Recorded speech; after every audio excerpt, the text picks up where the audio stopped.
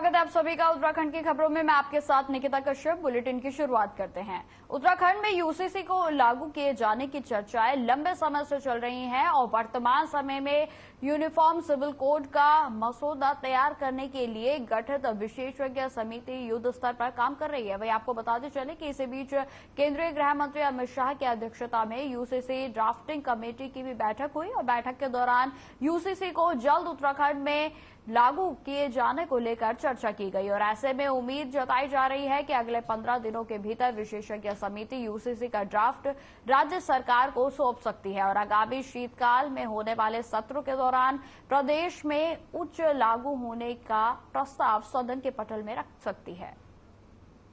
एक बड़ा अवसर है जो स्वास्थ्य मंत्रियों का सम्मेलन हो या अभी ग्लोबल इन्वेस्टर समिट हो या वैश्विक स्तर पर जो आपदा प्रबंधन का सम्मेलन होना है, जिसमें लगातार 3 दिनों तक बहुत इस क्षेत्र के स्पेशलिस्ट, जिनको विशेषज्ञ बोलते हैं, उनके द्वारा जो मंथन किया जाएगा, अपने विचार साझा किए जाएंगे और भविष्य की चुनौतियों के लिए एक योजना बनाई जाएगी। वो निश्चित रूप से कहीं न कहीं पूरे देश के लिए, हिमालय के लिए एक बहुत बड़ा काम होगा। वहीं राज्य के लिए एक बड़ा एक्सपोजर होगा कि इसकी शुरुआत हम कर रहे हैं और हिमालय को हम लोग कहीं एसोसिएशन ऑफ डेमोक्रेटिक रिफॉर्म्स की ताजा रिपोर्ट के अनुसार आपको बताते चले कि उत्तराखंड के 3 विधायकों पर हेट स्पीच का मुकदमा दर्ज हुआ है। वहीं आपको बता दें कि इसमें गदरपुर से बीजेपी विधायक अरविंद पांडे, जसपुर से कांग्रेस विधायक आदिश चौहान और खानपुर से निर्दलीय विधायक उमेश कुमार शामिल है। वहीं आपको बताते चले कि बीजेपी और कांग्रेस के दोनों विधायक होने के कारण दोनों पार्टी के प्रवक्ता उचित कार्रवाई करने की मांग कर रहे हैं। तो वहीं रिपोर्ट सामने आने के बाद पार्टी स्तर पर भी विधायकों से बातचीत की जा रही है। आपको बताते चले कि उत्तराखंड के कोई भी सांसद पर हेट स्पीच के मामले में मुकदमा दर्ज नहीं है और रिपोर्ट सामने आने के बाद विधायकों की चर्चा शुरू हो गई है। तो में किसी ने हेट स्पीच दी है तो हम हमेशा से इसके खिलाफ रहे हैं। राज्य के अंदर हो चाहे देश के अंदर हो, सामाजिक सद्भावना का माहौल हमेशा बना रहना चाहिए और किसी को भी जो है इसको बिगाड़ने की छूट नहीं दी जा सकती है। लेकिन सरकार की कार्रवाई या इस प्रकार के मुकदमा किस संदर्भ में, किस जो है हेट स्पीच के लिए किया गया है, ये देखने वाली बात होगी। क्योंकि देखने में आया है कि सरकार लगातार जो है विपक्ष के विधायकों को झूठे मामले में फंसाने का काम करती रहती है और ये अब जनता भी भली भांति समझ गई है।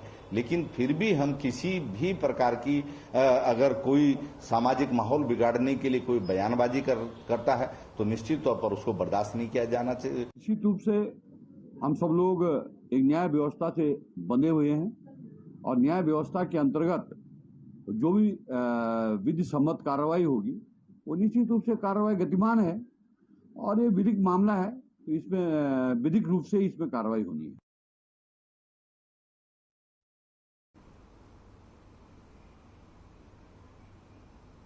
अब खबर देहरादून से है, जहां 7 अक्टूबर को गृह मंत्री अमित शाह के देहरादून प्रस्तावित दौरे को लेकर ड्यूटी में लगी फोर्स को अलर्ट किया गया है। वहीं आपको बताते चले कि पुलिस लाइन में ADG law and order SP Anshuman की मौजूदगी में ब्रीफिंग हुई और इस दौरान अमित शाह के आने के रूट की सुरक्षा के साथ ही आयोजन स्थल पर भी सुरक्षा को लेकर समीक्षा हुई। आपको बताते चले कि कर्मचारियों को निर्धारित समय से 3 घंटे पहले ड्यूटी पॉइंट पर पहुंचने के निर्देश दिए गए हैं। वहीं ड्यूटी के दौरान फोन में बिजी न रहने की हिदायत भी दी गई है। आपको बताते चले कि वीआईपी रूट प्रभारी को निर्देशित किया गया है कि कार्यक्रम से पूर्व ही पूरे रूट का निरीक्षण कर ले, कमी होने पर कार्यदायी संस्था को बताएं। और वहीं एसएसपी की देहरादून अजय सिंह ने बताया कि सुरक्षा के पुख्ता इंतजाम किए गए हैं। तो आपको बता दें कि 7 अक्टूबर को गृह मंत्री अमित शाह का दौरा होने वाला है और जिसको लेकर पुलिस प्रशासन पूरे तरीके से मुस्तैद नजर आ रहा है। वहीं आपको बताते चले कि जिस रूट से गृह मंत्री अमित शाह रवाना होंगे उस पूरे रूट को सुरक्षा के प्रशासन की ओर से पूरी तरीके से मुस्तैदी से पूरी जो चाक चौबंद कर दी गई है सुरक्षा व्यवस्था। वहीं आपको बताते चले कि इस दौरान जो है बड़े अधिकारियों की ओर से पुलिसकर्मियों को कई दिशा निर्देश भी दिए गए हैं, जिसमें आपको बताते चले कि उनके द्वारा फोन में बिजी न होने की हिदायत दी गई है और साथ ही साथ किसी भी तरीके की रूट में यदि कमी पाई जाती है तो उसे तुरंत अपने उच्च अधिकारी को उसकी सूचना दें। इस तरीके के कई कड़े दिशा निर्देश जो है वो अधिकारियों की ओर से पुलिस प्रशासन को दिए गए। वहीं आपको बताते चले कि इस बीच भारी जो सुरक्षा बल है वो तैनात किया गया है, जिसमें भारी पुलिस बल की मौजूदगी में आपको बताते चले कि आगामी 7 अक्टूबर यानी कल गृह मंत्री अमित शाह का दौरा होगा।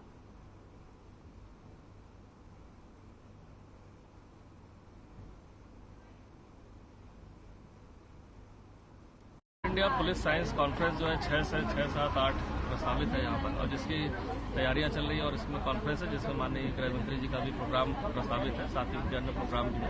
इसको लेते हुए शहर भर के जो हमारे अधिकारी हैं और जो ब्रीफिंग हुई है इसमें कर्मचारियों की, और इसी के लिए सारी व्यवस्थाएं की जा रही है, जिसमें हमारे सीनियर अधिकारी द्वारा भी फोर्स को ब्रीफ किया गया है और उसकी अब रिहर्सल भी की जाएगी, क्योंकि बड़ा प्रोग्राम है जिसमें देश भर के अधिकारी भी उपस्थित हो रहे हैं। अलग अलग कॉन्फ्रेंस के शेड्यूल्स हैं, उसको देखते हुए सारी व्यवस्थाएं की गई है और फोर्स को ब्रीफ किया गया है। खबरें लगातार बनी रहेंगी, फिलहाल रुकते छोटे से ब्रेक के लिए।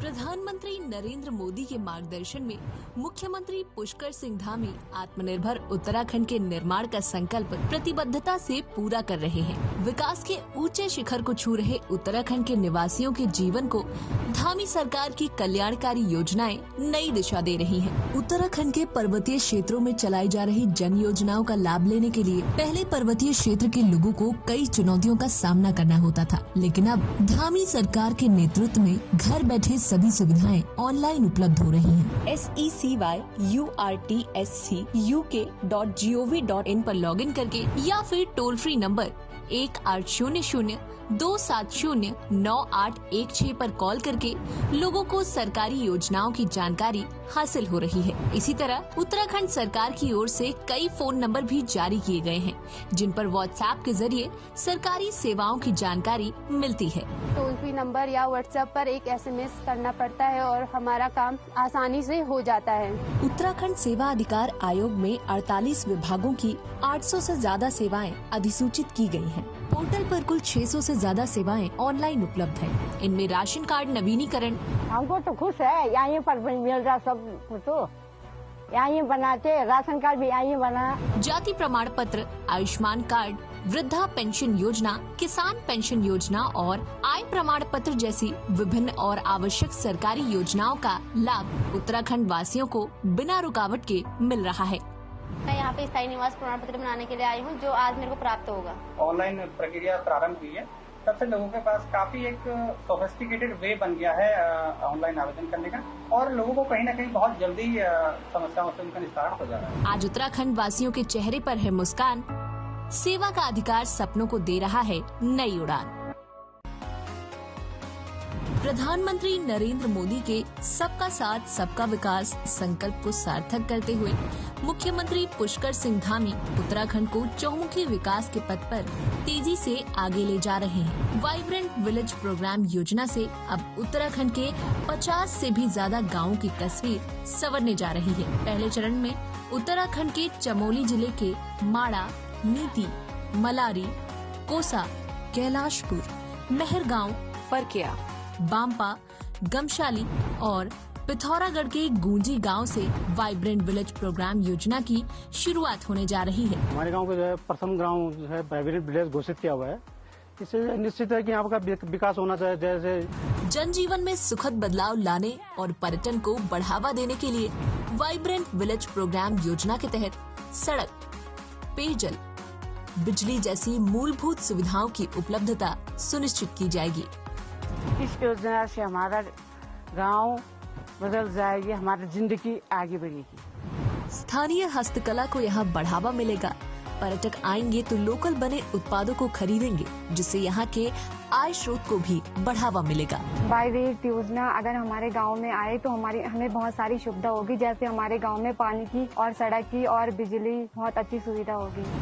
इस योजना से सीमा क्षेत्र तो मजबूत होगा ही, साथ ही साथ सीमावर्ती गांव भी विकास की मुख्य धारा से जुड़ जाएंगे।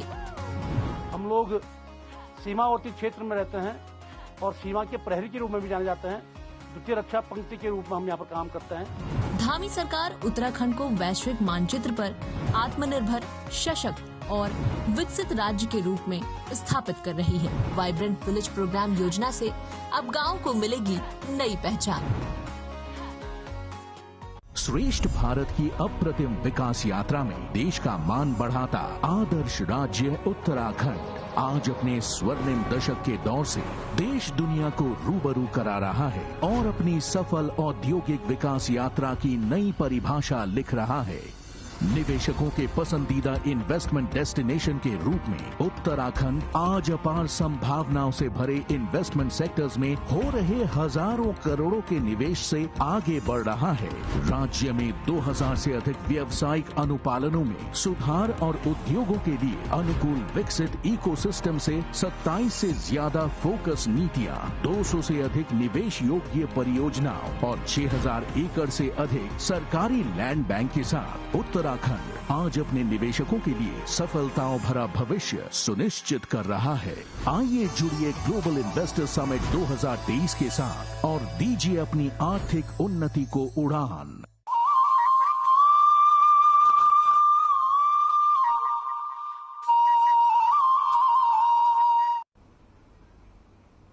ब्रेक के बाद स्वागत है आपका। बढ़ते हैं खबरों की ओर। उत्तराखंड के शिक्षा महानिदेशक बंशीधर तिवारी ने बताया कि 6 अक्टूबर को शिक्षा विद्यालय की एक बैठक बुलाई गई है और जिसमें जो लोग निजी विद्यालय, बोर्डिंग स्कूल को विकसित करना चाहते हैं उनके साथ विभाग के द्वारा बैठक की जाएगी। वही आपको बताते चले कि साथ ही उन्होंने यह भी बताया कि हम विद्यालय के लोगों को बुलाकर इसके बारे में उनको अवगत कराएंगे।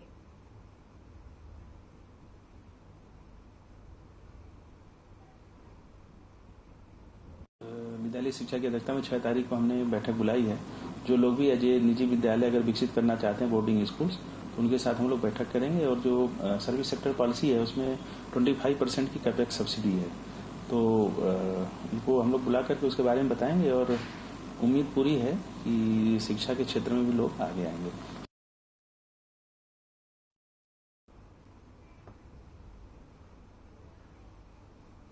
गदरपुर मटकोटा मार्ग लंबे समय से बदहाल है। आपको बताते चले कि जिससे लोग खासा परेशान हो रहे हैं और वहीं आम आदमी पार्टी के जिला अध्यक्ष ने ऐलान किया है कि जब तक मार्ग का कार्य शुरू नहीं हो जाता है तब तक प्रत्येक रविवार को पार्टी के बैनर तले सांकेतिक धरना उपवास रखा जाएगा। और इस दौरान प्रेस वार्ता करते हुए सुभाष व्यापारी ने बताया कि गदरपुर मटकोटा मार्ग लंबे समय से जर्जर हालत में है और जिसकी तरफ किसी का भी ध्यान नहीं है। जर्जर मार्ग की वजह से आए दिन दुर्घटनाएं भी हो रही हैं। उन्होंने कहा कि पिछले दिनों मार्ग से पुनः निर्माण को लेकर आम आदमी पार्टी के बैनर तले सांकेतिक और धरना प्रदर्शन जो है वो किया गया था और जब तक मार्ग का निर्माण नहीं होता है या फिर कार्य शुरू नहीं होता है तब तक पार्टी के लोग अपनी मांग को लेकर प्रत्येक रविवार को मुख्य चौराहे पर उपवास रखकर सांकेतिक धरना देंगे।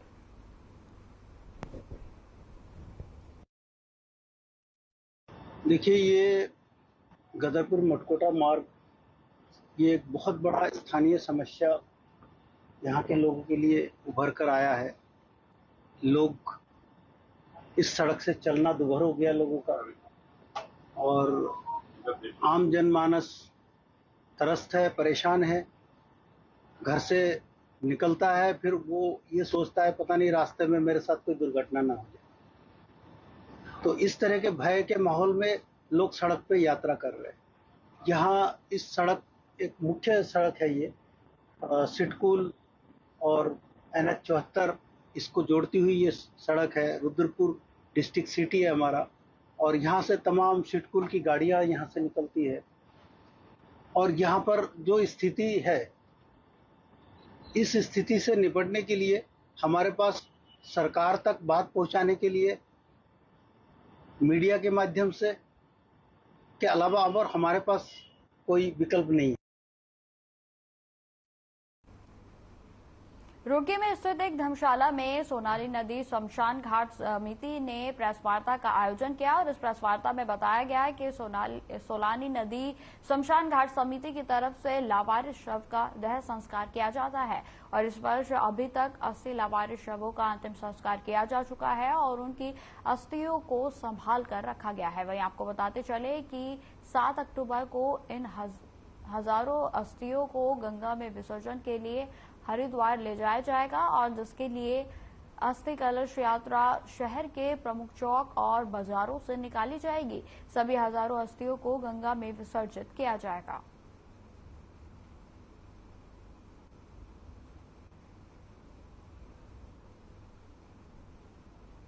किसान सेवा समिति दिल्ली द्वारा ये कलश यात्रा हर वर्ष निकाली जाती है जो ITO से होकर के और हरिद्वार तक चलती है। इस बार वो 7 तारीख को हरिद्वार पहुंच रहे हैं। इसमें 300 अस्थियाँ इस बार पाकिस्तान से जो रामनाथ जी महाराज हैं वहाँ के बचपन के अनुमानी वो आ रहे हैं लेकर के अस्थियों को और 5000 अस्थियाँ जो है कुल मिला के जिसमें 1200 में जो भीड़ ने जो अपने लावारिस बॉडियाँ जो आई थी उनकी अस्थियाँ भी इसी उसमें सम्मिलित की गई हैं और 7 तारीख को निष्काम सेवा तक पहुँचेगी और 8 तारीख की सुबह जो है 9 बजे से वो लोग चलेंगे। ये हमारी सोनाली शमशान घाट समिति पूरे रुड़की के जितने भी थाने हैं सबकी लावारिस जितनी भी लाश आती है इनका दाह संस्कार जो है हमारे सोनाली शमशान घाट पर ही किया जाता है। और ये कई साल से हम लोग ये अस्थि की यात्रा निकालते हैं कनावटू में। अब पितृपक्ष चल रहा है, पितृपक्ष में जो है इनका पूरे विधि विधान से जो है इनकी भव्य यात्रा निकालते हैं। ये जैसा कि आपको मालूम भी है, पहले भी आपने देखा है और ये आपकी 7 तारीख में दिन शनिवार में निकाली जाएगी और उससे अगले दिन हरिद्वार भी यात्रा निकलेगी हमारी 8 तारीख में और उसके बाद जो है सती घाट पे इनका जो है अस्थियों का विसर्जन बड़ी विधि पूर्वक किया जाएगा। देखिए रुड़की सोनाली घाट संस्था है ये लगभग बहुत वर्षों से इस काम को कर रहे हैं। पहले इनके साथ कोई लोग जुड़ा नहीं था लेकिन फिर भी इनकी मेहनत है। ये अपने आप ही अपने स्कूटर पे अपने 4-5 साथी मिलकर कर रहे थे। अब हम लोग इस साल से इसमें जुड़े हैं और हमें ऐसा लग रहा है जैसे भगवान का आशीर्वाद मिल रहा है। और अध्यक्ष जी से मैंने सभी आप लोगों के सामने अपना प्रस्ताव रखा है। जितने भी इन्हें परेशानी थी पुलिस वाले पैसे नहीं देते जबकि पुलिस का अधिकार है, लावारिस का संस्कार कराने का अधिकार पुलिस को है हमारी सरकार के अनुसार, लेकिन करते नहीं। लेकिन मैं मनोज वर्मा अंतर्राष्ट्रीय उपभोक्ता सुरक्षा परिषद राज्य सचिव उत्तराखंड ये आप सभी लोगों के समक्ष घोषणा करता हूं कि रुड़की के अंदर जितने भी लावारिस लाशें होंगी उनके संस्कार का जो भी खर्चा होगा वो खुद वहन करूंगा। खबरें लगातार जारी रहेंगी। फिलहाल रुकते छोटे से ब्रेक के लिए।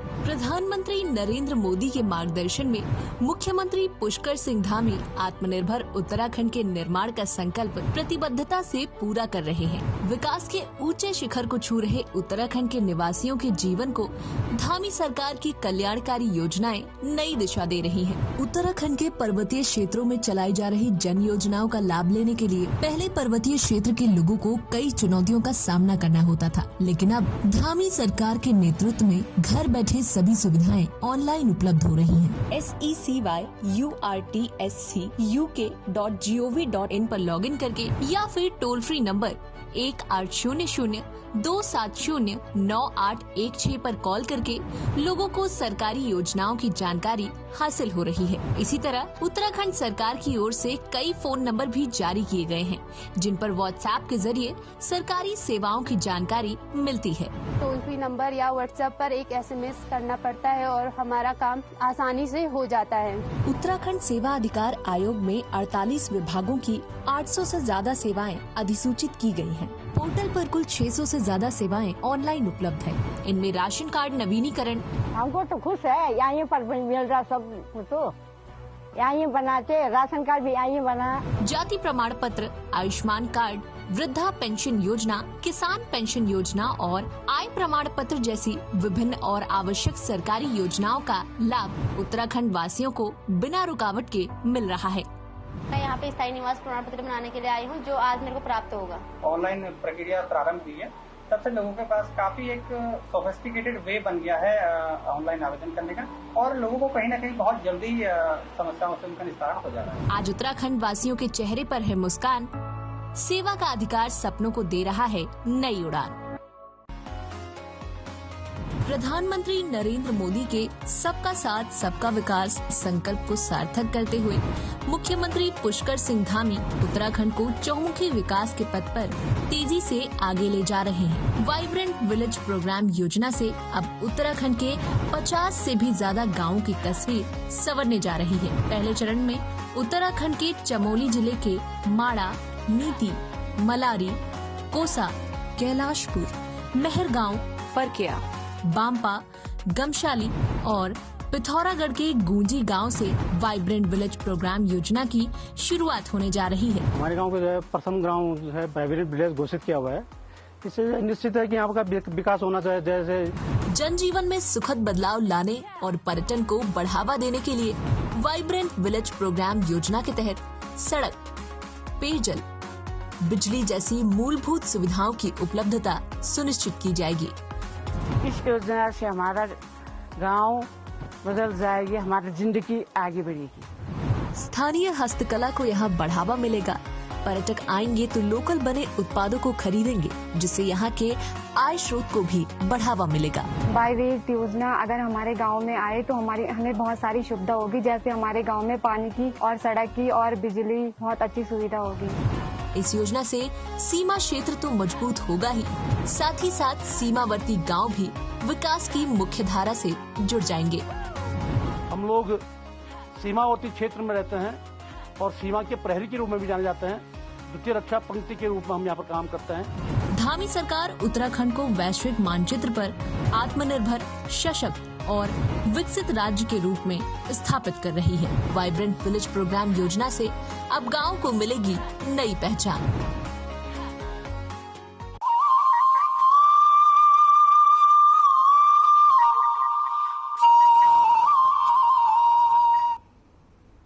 ब्रेक के बाद स्वागत है आपका एक बार फिर से। खबरों का रुख करते हैं। केंद्रीय गृह मंत्री अमित शाह 7 अक्टूबर को उत्तराखंड दौरे पर रहेंगे, और जहां आपको बताते चले कि अमित शाह की पहली बैठक जो है वो नरेंद्र नगर में मध्य जोन में रहने वाली है। वहीं आपको बताते चले कि इस बीच जो है काउंसलिंग भी होगी, और तो उसमें कई राज्यों के मुख्यमंत्री भी शिरकत करेंगे। वहीं मध्याह्न के बाद अमित शाह देहरादून पहुंचेंगे। व्यवस्था के चलते अब अमित शाह बीजेपी प्रदेश मुख्यालय में कार्यकर्ताओं के साथ बैठक नहीं करेंगे। सरकारी बैठकों में हिस्सा लेने के बाद अमित शाह दिल्ली वापसी करेंगे। वहीं आपको बताते चले, और जिसको लेकर पूरे तरीके से सुरक्षा के पुख्ता इंतजाम भी कर लिए गए हैं।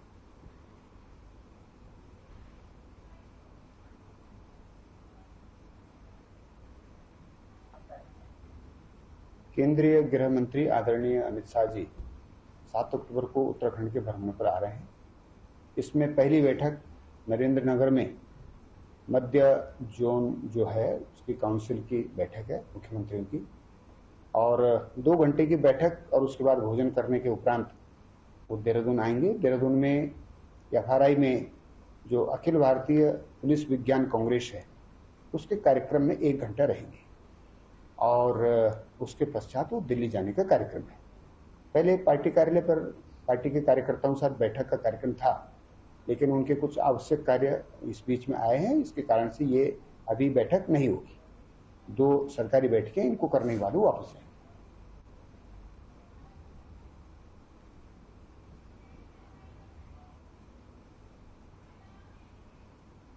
तो फिलहाल इस बुलेटिन में इतना ही। खबरों की और भी जानकारी के लिए बने रहे हमारे साथ। नमस्कार।